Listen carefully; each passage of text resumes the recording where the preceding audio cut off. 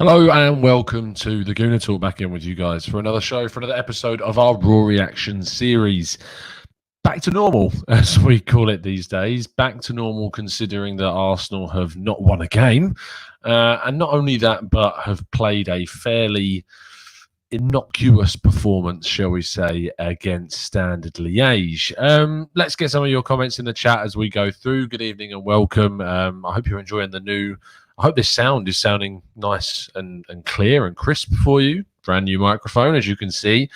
So let me know in the chat if you can hear my voice very I was going to use the complete wrong word there. Very nicely, shall we put. But thank you ever so much for tuning in. I'm going to get to plenty of your comments as we go through the evening. But just to sort of chat about where this leaves us, Arsenal qualify top of their Europa League group after Frankfurt failed to beat Guimarães at home. And I mean, Standard Liège could have gone through at the end there, and it was really sort of, what was it? There's something weird about it where you're thinking, oh, these guys could go through, and you end up feeling a little bit bad.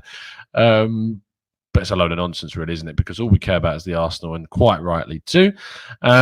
Let's jump into your thoughts and opinions regarding this game. So Sam Klusker says Kings of the 2-2 draws. Yeah, there's been plenty of those. Ashwin says another shambolic performance. Bill Hemmett says 2 games unbeaten. Happy birthday, Saeed. Ross Taylor says thanks, Victoria. Ross Victoria. Get your names right, son. Joseph says December screws us with the injuries always. Owen Martin says smooth voice. Thank you very much. I hope you're enjoying it. Rob Red, says hi, Tom. Seems to be that everything Martinelli touches is gold. Chris Giwa says good afternoon, all from Ohio. Ant says not the first team. Calm down. 9 changes was never going to be a good performance. And Tyrone Irving says FL has won 1 win. Freddie Ljungberg has won 1 out of 4.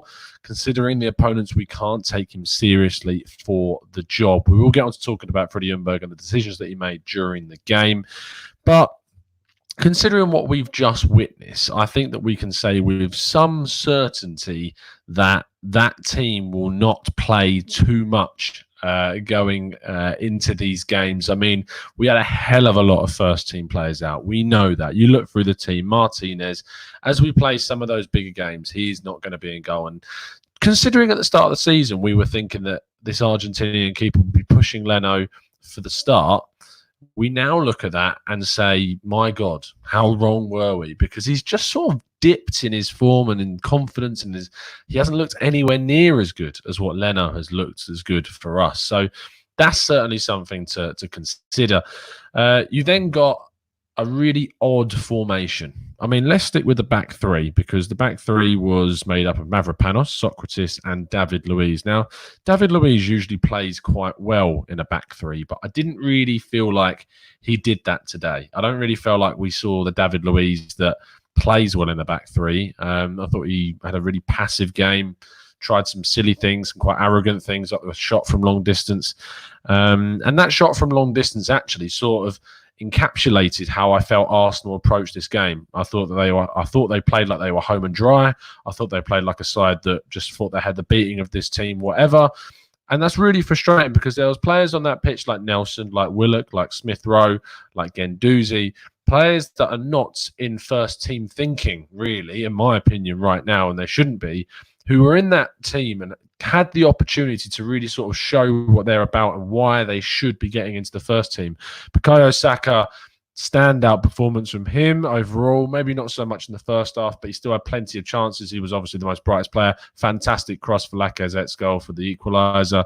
And of course, a really, really good finish of his weaker foot into the bottom right-hand corner for the equaliser, which obviously got us that top spot. So really, really good night for him. He'll take a lot of confidence from that moving forwards. And I hope that in terms of where he does go, in terms of looking ahead, in terms of improving his confidence, getting back maybe after having a bit of a period out of the limelight, Martinelli sort of taken over that role and that primary slot of being a sub, and then of course now starting. And maybe that little brief spell out of the first team is going to do him everything really that he needs and all the world of good. So interesting to see how Saka reacts in the other games moving forward after this. Let's get some more of your comments before we move forward. Paydrag says, I'm sorry if I pronounced that wrong, mate. Am I the only one that is actually seeing this Arsenal? All fans have had expectations lowered so much. We are ridiculously bad with only one top player. I don't think you're the only one seeing this, mate. I think that a lot of people have been saying this over and over. Ayinka says, Tom, what about the second goal? Yeah, I mean, Joe Willock has struggled, really, really struggled in the period of games where we've managed to not really pick up too many points or wins or anything. Willock has sort of been one of those players that have been carried along by a lot of the other players, and when he's actually shown up and he's thrust into the limelight, he was in that second goal, the errors that he's making are costing us, and that's not something that we need to continue. It's certainly something that we need to keep in check of, because he cannot afford to make high-profile errors in bigger games than that. And in our chat, maybe you could argue that we were being maybe a bit harsh, but plenty of us were saying that we couldn't see Joe Willock making it at Arsenal in the long term. I just don't feel like the quality is there, even at this stage. I think that he's very rash. I think he's still very raw. And I think for a club like Arsenal, at this age, you need to be showing more consistency and not have the games that we've seen from him over the last few games to really say he's made it. So you can say that's very harsh, and I probably would agree with you. It is quite harsh, but I think it's realistic to say that I don't think that Joe Willock has the capability at the moment, from what I'm seeing, for me to legitimately say that he will be an Arsenal player in the future. Rob Red says, Tom, why don't we see the easy pass? It's a good question. I don't know why we decide to overcomplicate things. I don't understand why we decide that in some circumstances we need to play the really difficult pass out wide or over the top, when you have players like Martinelli in the second half just screaming to try and get the ball to him in a simple way, but we overcomplicated things in many areas. Stanley says, why was Reece Nelson kicking set plays when Saka was there? Really not sure about that. There was a lot of... We still just seem to have this issue with corners that we cannot clear that first man. Without Ozil on the pitch to swing them in, we just don't have anywhere near the same amount of quality as what we have seen from the likes of Ozil, with Nelson not taking it very well. Ceballos, when he was on them, didn't take them very well either. And it's a big thing because corners and set plays are so key to teams' games. And we've really been hurt by them. West Ham this season have been hurt by them. We didn't really take advantage of that weakness of them at the weekend, even though we did win.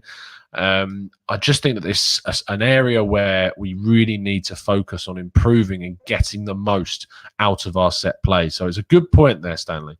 Sooty says another player turned his back to goal. I don't know what this. It's just a mentality thing. It has to be a mentality thing. The players just don't seem fully committed to the cause, and that includes turning your back or being lackluster.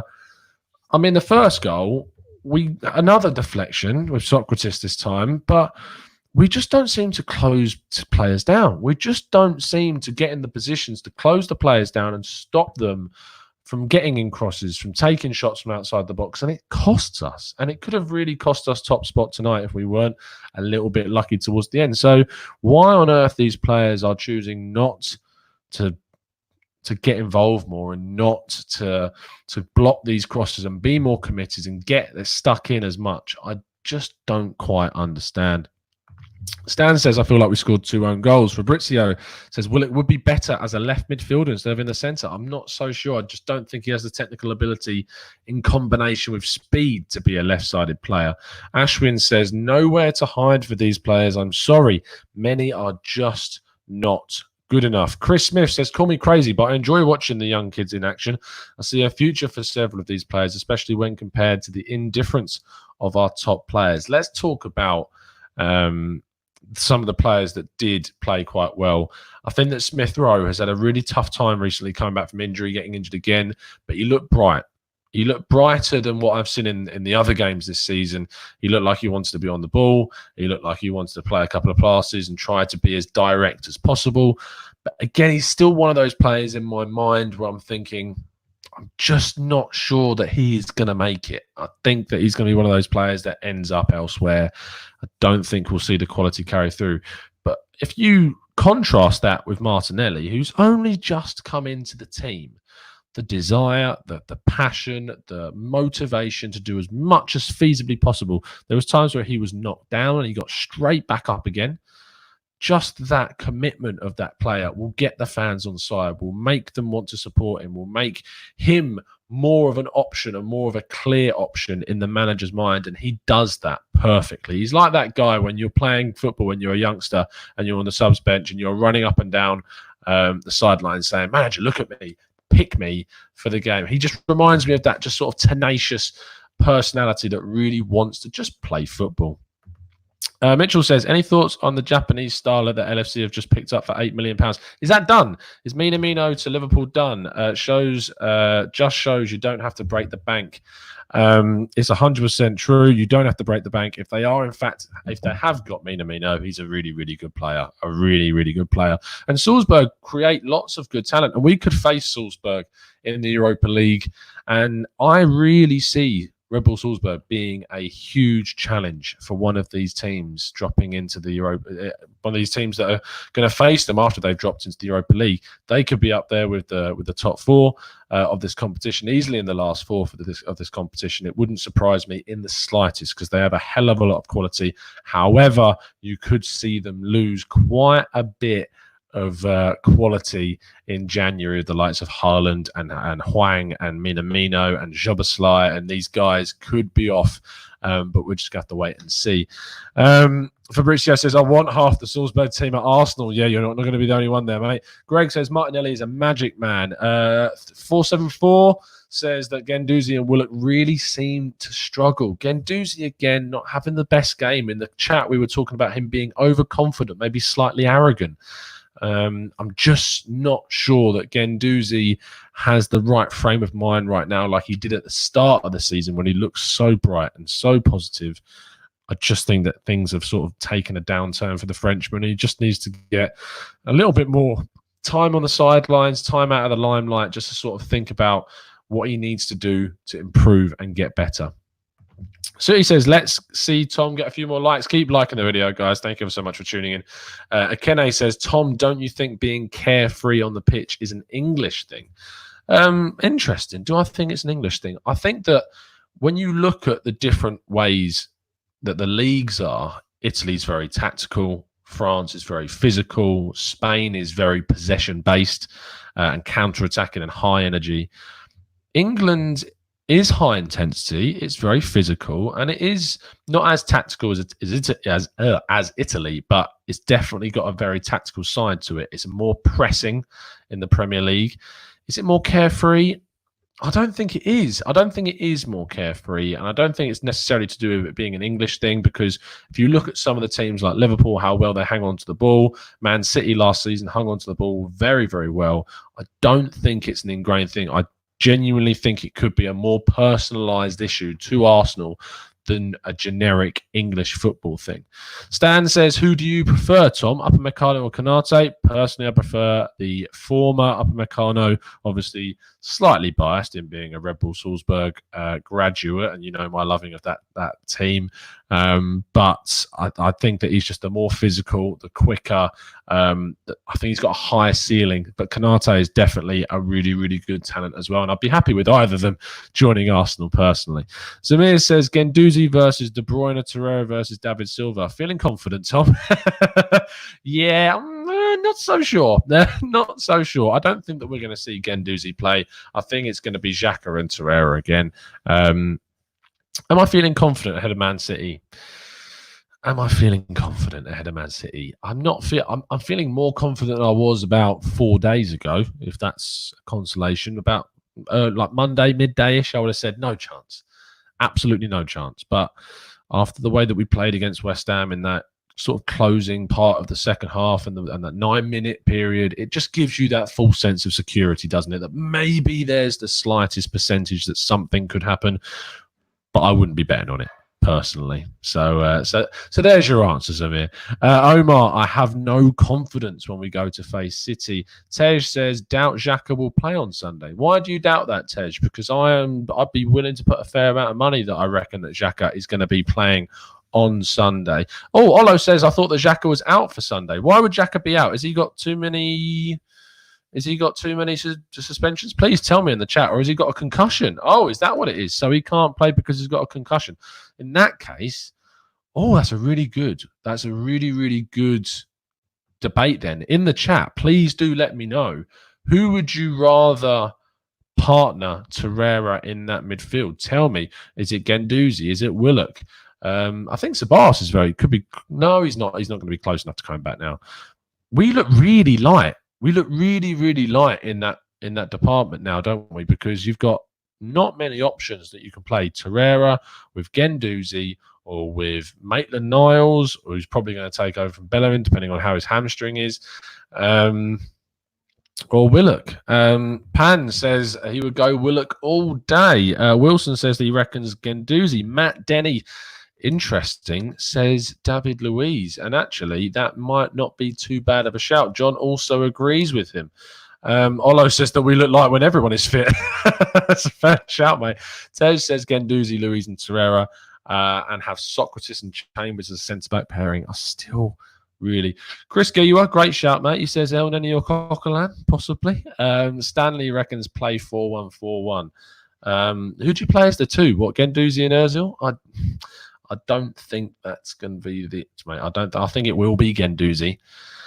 I don't want it to be Guendouzi. I don't think he's not the right guy for the game. He's really not. He's going to get dominated in that midfield. I'm really concerned about that. Coaster Charlie says Arsenal got lucky.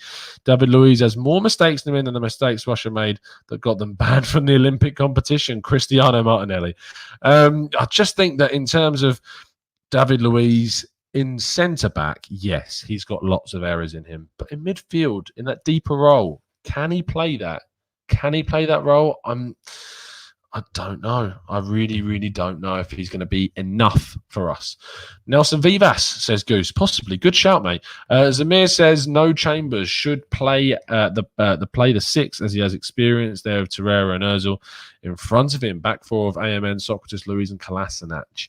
So Chambers is an option there, but if you put Chambers there, it means you have to play both of Socrates and Luiz, which is concerning. Jordan says, I don't think we should be considering playing Luiz in midfield. We'll feel like he'll get swamped. Yes, I know. I have to agree with you, mate. I think that Luiz playing there just isn't gonna work. I don't think it would work. I think that I'd still rather see the other Afro in there rather than David Luiz personally, because I just don't think that you're going to throw him into a game like we saw him play against Frankfurt? I think it was. But he didn't play too great in that game before he came off injured, and I don't think it's the right time to experiment by throwing him in against Manchester City. But that then does mean that you're most likely going to see Socrates and David Luiz at the back. I don't think it'll be that. I think Chambers will be there, and I think that Guendouzi will partner Torreira. But that is a concern. That is a big, big, big, big concern. Really, really not looking forward to that. Coaster Charles says this team has got more errors than the general election. Let's not talk about politics tonight. Oh, my God. I don't want to get into any of that. Matt Denny says, I trust Chambers more than Luiz, but Luiz won't push forward and it will leave us exposed. Matteo will. Yeah, it's a good point. Luiz will be more disciplined, you'd think, than Guendouzi. But I don't know. Am says, that's not an afro. Sorry, I'm not really into my hairstyles, as you can clearly tell. So educate me, please. Pam Rasta says Willock, Chambers and Ozil in front of them. Ryan says we've got a lot of mistakes in defence again. Atta says Luiz equals loss or draw. It's basic science. Chris says, Tom, what's your view between Arteta or Vieira rumours to take over as our new manager? This result sort of, for me, will make the board look at this and go, right, we need to step this up now. We need to start moving. We need to start get those cogs turning about decision. And Arteta appears to be the front runner right now. The reason why you've not heard too much movement recently, in my mind, is because we're playing Man City at the weekend, of which Arteta will be involved in. How weird would that be that 1 week Arteta's on the opposite bench and then the week following Arteta could be on our bench? I mean, it's a really, really odd dynamic when you think about it that way, but I just don't know. I don't. It's just such a mystery, Arteta. He's such a. You really don't know what you're going to get from him because there's no real insight as to what's been going on. What we do know is that he's really worked well with the likes of Raheem Sterling on his wing play, so maybe that would really help with Nicola Pepe and Martinelli. That's something to look at. But defensively, we have no clue. We have absolutely no idea what Arteta would bring to us defensively. And then you've got obviously the experience of being assistant coach behind Pep Guardiola, which is obviously a massive, massive load of experience and invaluable and priceless. So Arteta's a mystery. I think it's a big risk to go for him. I think it's a even bigger risk to go for Vieira, and he would not be my pick, not yet. He needs more time, more experience for me, Vieira. What he's done at Nice doesn't inspire me. And whilst I know it's maybe hypocritical of me to say that I'd rather Arteta over Vieira due to experience, but seeing what Vieira has done, that concerns me more. That's where I sort of sit on it. Pan says, please no Arteta. I prefer Nuno.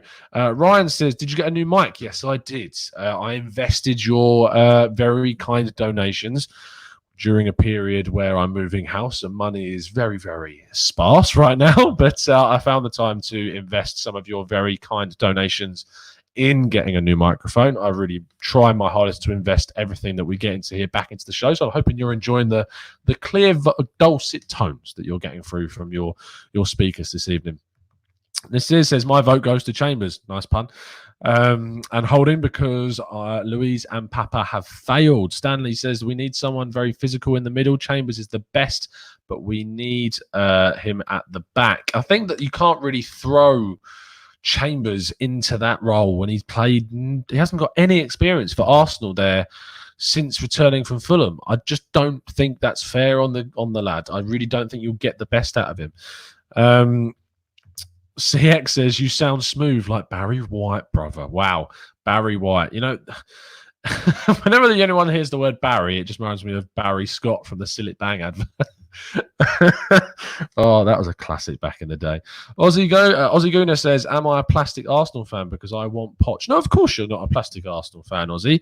Wanting Poch is based not anything around his previous of what club he was at. You're identifying the different coaching advantages of bringing someone like Pochettino in, and I don't think that makes you any less of a fan, Ozzy, whatsoever.